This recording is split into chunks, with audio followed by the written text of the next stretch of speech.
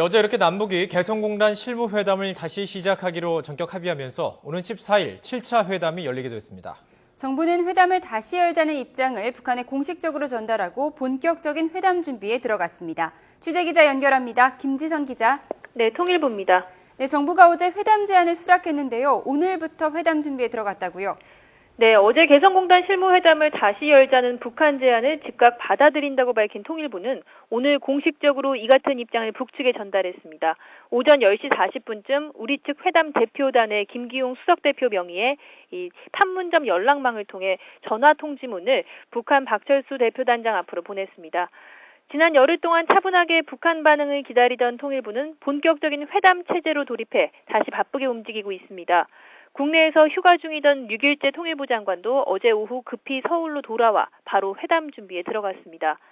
정부는 이번 7차 회담에서 공단 정상화를 위한 실질적인 성과를 낸다는 목표 아래 치밀한 전략을 세우는 데 주력하고 있습니다. 회담 대표단은 남북 모두 그대로 나올 것으로 보이는데 명단은 관례대로 회담 전날 주고받아 확정하게 됩니다.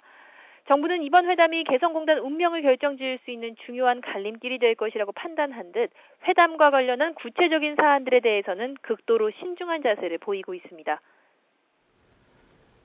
네, 북한이 어제 전격적으로 회담을 제의하고 또 여러 가지 우호적인 제안을 한꺼번에 내놨는데 회담 전망도 밝다고 볼 수 있겠죠?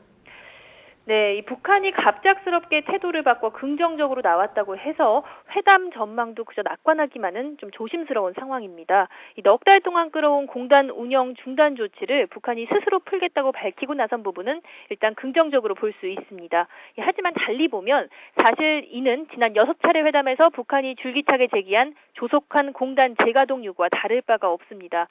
북한은 또 공단 중단 재발 방지는 남과 북이 함께 보장해야 한다고 강조했는데요. 우리 측에서는 최고전원 모독이나 한미 군사훈련을 중단하라는 요구는 일단 접었지만 그래도 공단 중단 사태 책임이 똑같이 있다는 말입니다. 지난 6차례 회담이 공전을 거듭한 것도 이 부분에서 남북이 의견 차이를 좁히지 못했기 때문입니다.